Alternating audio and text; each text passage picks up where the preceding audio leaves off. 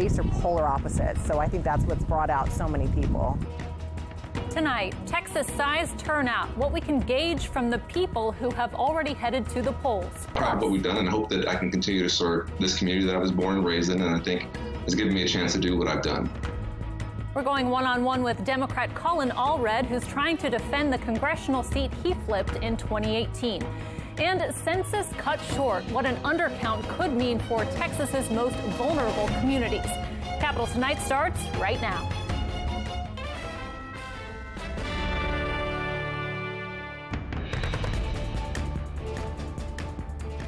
Thanks for joining us here on Capitol Tonight. I'm Karina Kling. There are things we know so far about turnout for this election. A lot of Texans have voted, but it's still too early to tell exactly who that benefits. One fact, Republican strongholds like Denton County are setting early voting records. But so is Democratic Harris County. Our Rena Diamante set out to find out what or who is driving voters to head to the polls.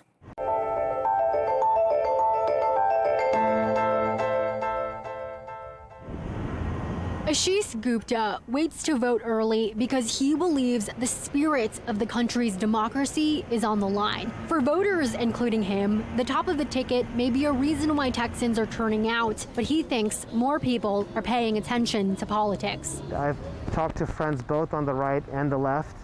I tend to kind of walk the center, and what I hear from a lot of people is politics hasn't really affected their daily life in the past, and they're seeing it affect their daily life more so now than ever before. 27-year-old Shannon Campbell of Travis County says she thinks this turnout is because of a visceral reaction to the past 4 years. The direction of the country is pretty terrifying right now, to be honest. Not only in terms of for women like me, but of course we're looking at the Black Lives Matter movement. In the first 6 days of early voting, more than 2.47 million Texans in the state's 10 largest counties have voted in person or by mail. That's an 11% increase from a similar period in 2016. Some voting rights groups also say the increased turnout isn't necessarily just about the candidates. When we're talking to young voters, we're not hearing them talk about one candidate or one party. They're talking about their values.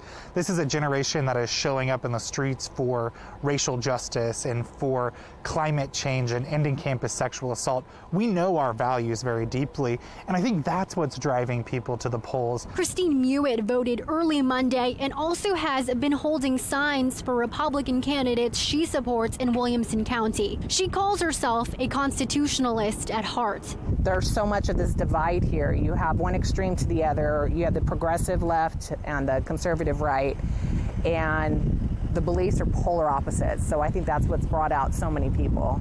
Voters who may be divided but are participating in politics more so than ever before.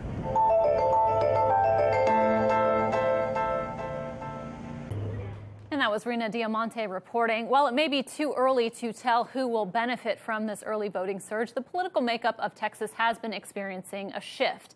The big state is only getting bigger. Between 2010 and 2018, the 27 counties that make up the Dallas, Fort Worth, San Antonio, Austin, and Houston metropolitan areas have gained nearly 3 million people. Those areas are increasingly voting Democratic. According to research from the University of Houston, rural and urban counties have been increasingly diverging across party lines since 2000. In 2018, Senator Ted Cruz lost all Big Four metropolitan regions to Beto O'Rourke. That's something no top-of-the-ticket Republican nominee had done since 1964. The state is also becoming increasingly more diverse. The U.S. Census Bureau estimates the state's Latino population is on pace to equal or surpass the non-Hispanic white population by 2022. Polling from the University of Houston and Univision found that 66% of Texas Latinos either are leaning toward or plan on voting for the Biden-Harris ticket. Still, the last time a Democrat won statewide in Texas was 1994.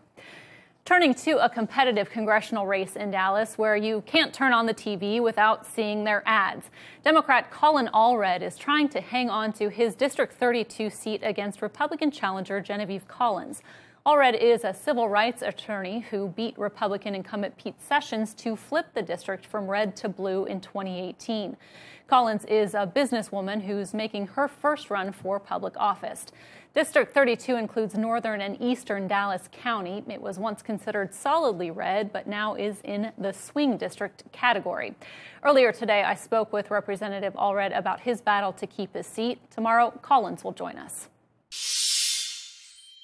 Congressman Allred, welcome back to the program. Thanks for being with us. We are a week into early voting. Thousands have already turned out. For those in your district who maybe haven't voted yet, why should they send you back to Washington?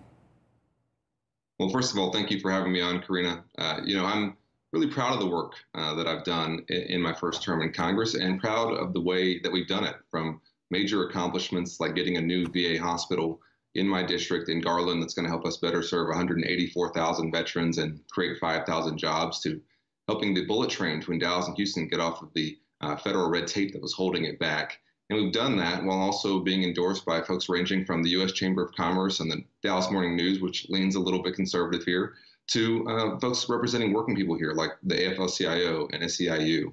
Try to bring folks together, do things in a bipartisan way. The U.S. Chamber of Commerce gave me a 95% bipartisan rating for my work. And I'm proud of what we've done, and hope that I can continue to serve this community that I was born and raised in, and I think has given me a chance to do what I've done. Congressman, you are just coming off 2 debates with your opponent. She accused you of wanting to increase taxes during a pandemic. Later, she backed off of that, but did say you support Biden's proposal to increase taxes on those who make over $400,000 a year. Why do you support that?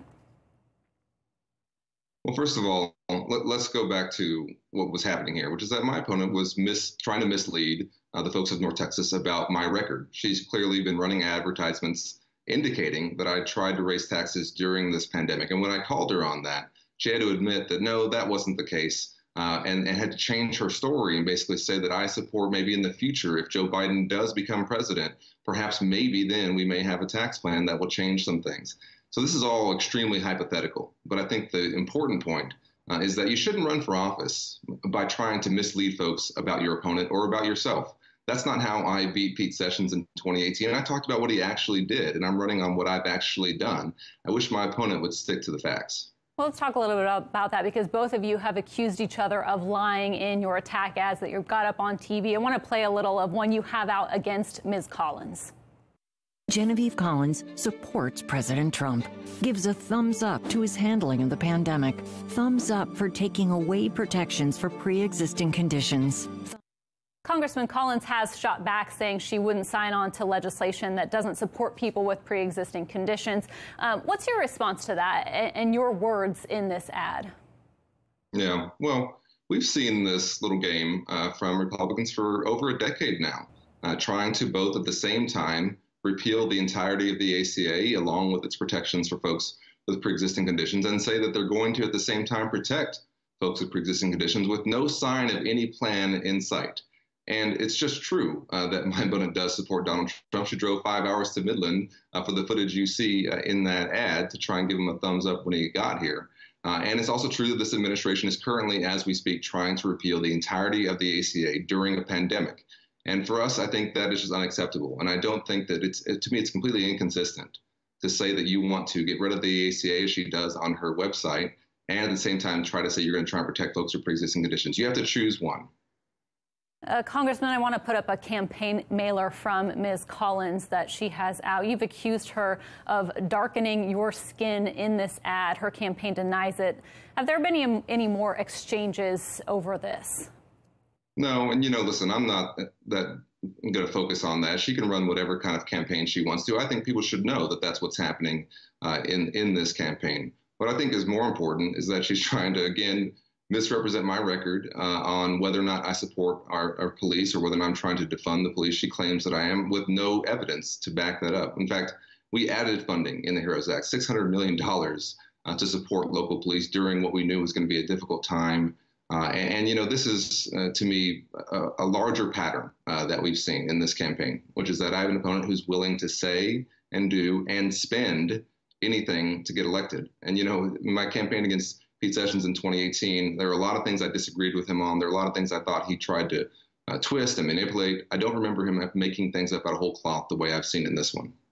Lastly, Congressman, really quickly, you mentioned 2018, working to keep this district red, the one that you flipped in 2018. How do you get people to turn out from now until Election Day? And are you concerned at all that Republicans are even more motivated this time around because of what happened in 2018? Well, I think it's quite the opposite. I think there's incredible enthusiasm here on both the Democratic side and folks who maybe don't consider themselves to be Democrats, but who are looking around, looking for a political home, and are going to be voting our way. And that's the way we won in 2018, is by bringing everyone together and having a broad tent of Democrats and independents and Republicans who did not see themselves reflected in this version of the Republican Party. And we're seeing enormous turnout here in North Texas. We're seeing it across the state, of course, but we're also seeing it in North Texas. I was poll greeting yesterday with MJ Hagar when she came up here to Dallas, and we had so many folks out there. The enthusiasm is through the roof. I think we're going to have record turnout, and I think it's going to be a successful election. Congressman Colin Allred, race we are watching closely. Thank you so much for your time. Thanks for having me.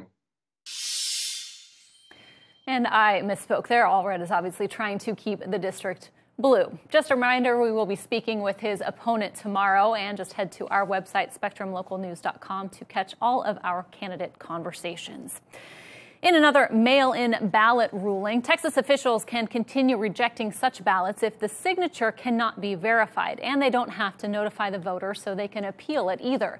The Fifth Circuit made that ruling earlier today. It reverses a lower court's decision that would have required voters have the chance to challenge their ballot rejection. The judge says the process would hurt the integrity of mail ballots, especially as counties prepare for higher than normal rates of vote by mail due to the pandemic. The original lawsuit was filed in 2019 and argues the way signatures are verified violates the 14th Amendment.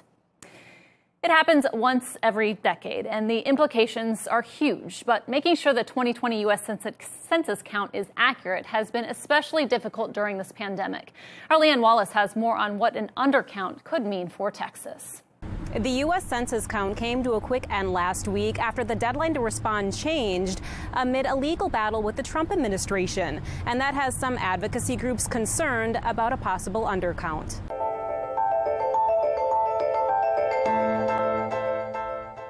Like so many things temporarily shut down during the pandemic, U.S. Census field operations also came to a halt between March and June. Basically, the pandemic and the timing of the first census mailers happened at the same time.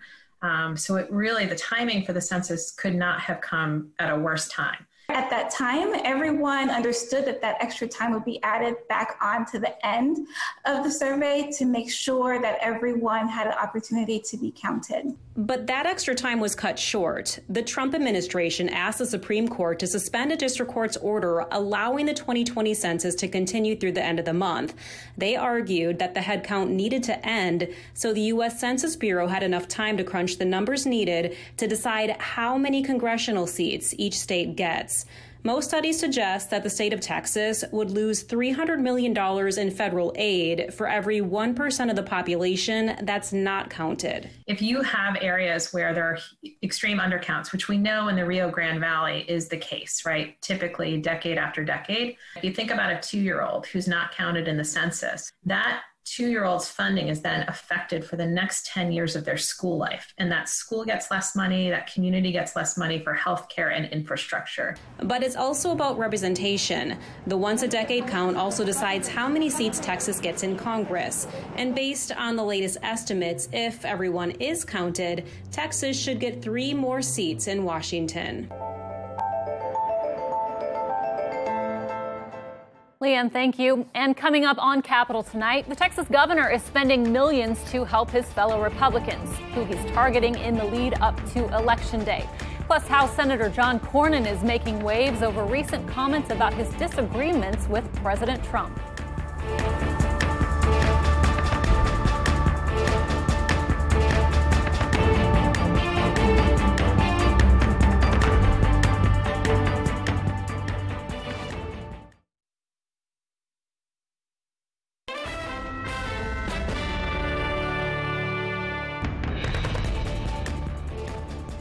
Welcome back to Capitol Tonight. I'm Karina Kling. Here's a look at some of the other top stories making political headlines today. The battle over funding President Trump's border wall is heading to the Supreme Court. The justices agreed to hear the Trump administration's appeal of a lower court ruling that it improperly diverted money to build portions of the wall. The High Court will also hear a case surrounding the administration's policy that has kept tens of thousands of asylum seekers waiting in Mexico while their cases are pending. Governor Abbott is ratcheting up efforts to help down-ballot Republicans in the lead up to Election Day. The governor's campaign arm says it's got a mid-seven-figure investment for about 24 state House races and TV and radio ads for judges. Texas Republicans are trying to hold on to the state House, with Democrats only 9 seats away from flipping it. The House Democratic Campaign Committee called Abbott's efforts an 11th-hour entry into the battle for Texas. And Senator John Cornyn making waves this weekend. The Republican acknowledged in an interview with the Fort Worth Star-Telegram Friday that at times he's disagreed with President Trump on issues like trade and border security. But he says he chose to work on those disagreements privately with the president's staff rather than publicly voicing opposition. With me now to weigh in on all of this is the Quorum Report's Harvey Kronberg. Harvey, good to see you. How do you think Cornyn's comments about working things out privately rather than voicing opposition will play out in this race? Why disclose that now? Well, there's two things to remember. First of all is that Senator Cornyn always polls fairly weakly among Republican primary voters, barely breaks 50% most of the time. And there was no question that there were a number of people looking at challenging him in his primary from the right. He needed the president's endorsement in order to clear the field, in order to be able to guarantee the nomination. Folks forget that the endorsement came in February, which was a month before the World Health Organization declared that there was a global pandemic. So first of all, he needed that endorsement in order to clear the field. Second, we have learned over the course of the last 3.5 years that there's no point taking your disputes public with the president. It's not to say that you're going to change his mind, but the most dangerous thing he's got is that Twitter feed. And again, if you've got somebody who is generally weak in his own party, you need the endorsement of the president. You need the full-throated support of the president. You can't win without it. Harvey, any indication of the timing of this, why he would disclose this now? I mean, how much is this about courting undecided voters? Is it at all? Well, I'm not sure how many undecided voters there are right now, but the polling is much closer than any of us had ever anticipated. Some polls show it as a 2 or 3 point race between Biden and the president. In this case, it may not be to Senator Cornyn's advantage to be number 2. If you're going into the ballot box to vote against the president, it's not very likely that you're going to flip back over and vote for Senator Cornyn. So in this particular instance, I think that the tightening of the race means that not only Senator Cornyn, but any number of senators are beginning to look for create some daylight between themselves and the president. Harvey, I want to turn to Governor Abbott's investment in Texas House races in the lead up to Election Day. What's this last-minute investment signal? Well, first of all, there was a lot of wonder why the governor had been so silent as far as all these races were going. He's been sitting on somewhere around $40 million. There's been an enormous amount of money coming in for Democrats. As you can look at almost any congressional race and see that Democrats have been outperforming Republicans, and the same in House races.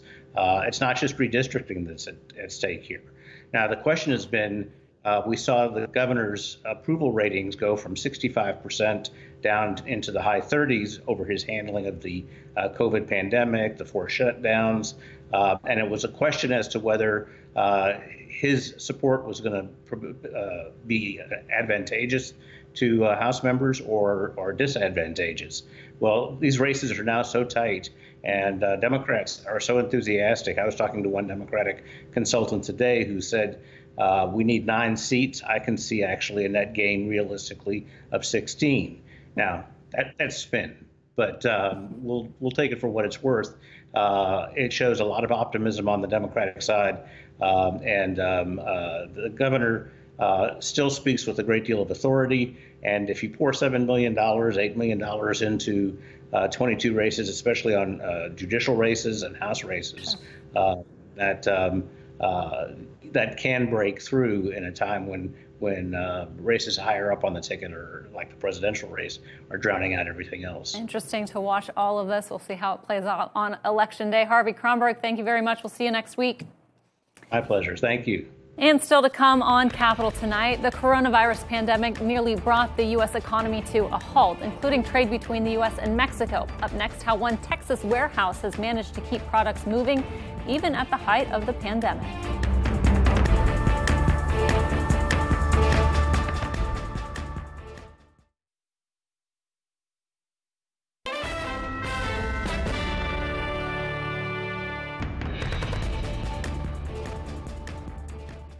International trade between Texas and Mexico is big business. According to the U.S. Census Bureau, in 2019, the two countries exchanged $614 billion worth of goods.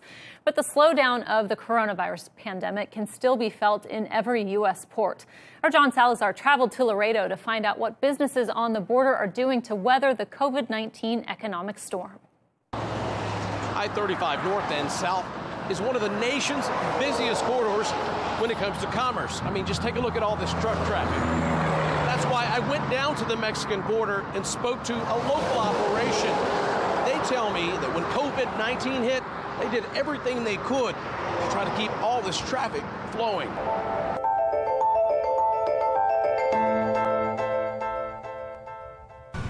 Milo Richer practically grew up in a busy warehouse like this one in Laredo. So this is one of our customers from Mexico. His operation of import-export trade, customs, and storage has been a family business for more than 100 years. We do batteries for the automotive industry.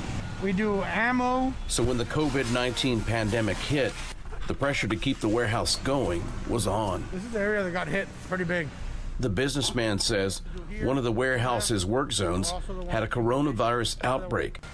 30% of those workers got sick and couldn't come to work for at least 2 weeks. That slowed down his operation. On a larger scale, trade through Port Laredo fell 22% in the first 6 months of this year. That's a $27 billion drop compared to last year. A grim situation for Richer that began to change earlier than expected. Companies are starting to ramp up in Mexico. They're exporting, they're sending product to the U.S. They're buying more from the U.S. He's optimistic 2020 will finish strong when it comes to trade. Business is booming right now. With some changes. The pandemic is forcing Richer to take big health safety measures to keep business going. We feel like kind of have a little more control, do things properly, safer.